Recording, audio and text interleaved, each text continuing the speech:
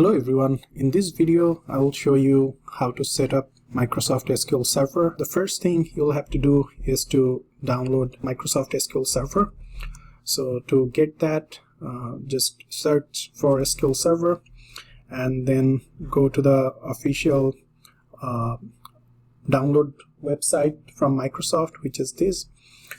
And Microsoft offers different versions of SQL Server. So what we'll do is we'll download the developer edition, which is a full-featured free edition for non-production environment.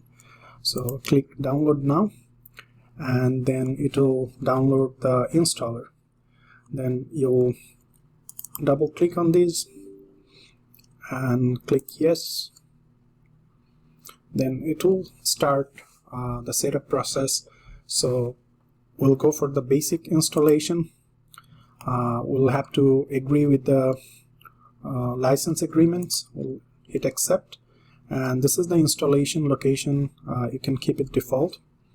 We'll click install and it will start installing SQL Server. This is the latest edition.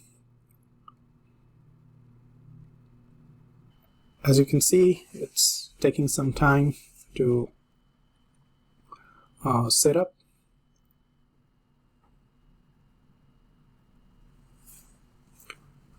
Okay, so it took some time, about 5 minutes to complete the setup.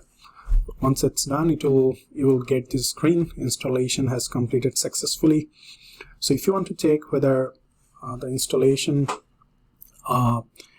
is successful, you can click this connect now button, and if it shows one row affected, that means the SQL Server was installed successfully.